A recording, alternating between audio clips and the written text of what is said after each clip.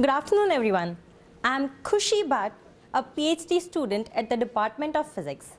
And today, I'm here to present my project, which is about studying the less understood P process using mercury-196. An atom of any element is made up of protons and neutrons, combinedly known as nucleons. And the process responsible for the synthesis of these elements is called nucleosynthesis. Dear friends, lighter elements have equal number, or I can say roughly equal number of protons and neutrons.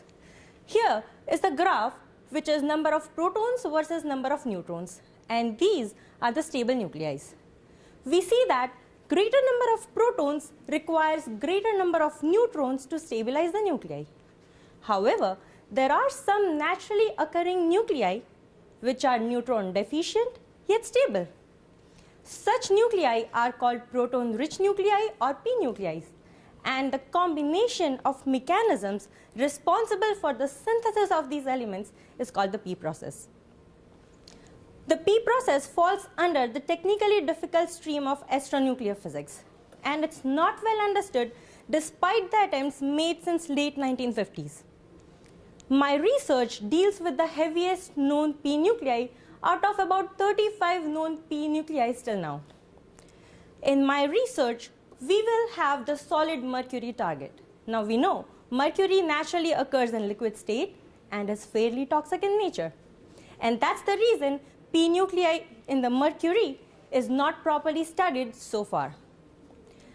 In my research, the experiment will be conducted at the particle accelerator located in the Department of Physics. And in the experiment, the target will be irradiated using the proton beam, whose energy will be between 1 MeV and 5 MeV. In the process of irradiation, it will capture proton and get excited. In the process of de-excitation, that is, in order to come down to ground state from excited state, it will emit gamma rays. We'll detect this gamma rays using the hyperpure germanium detector. The figure here shows the detection setup, and this is, of course, the particle accelerator located at the Department of Physics. Heavy nuclei are believed to form in that explosion, and that is one of the very beautiful picture of the explosion.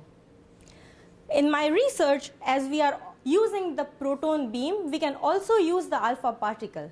Although the dominant results are expected out of the proton reactions, alpha particle will help us reduce the area of constraint and better understand the P process, which is not properly understood despite so many attempts.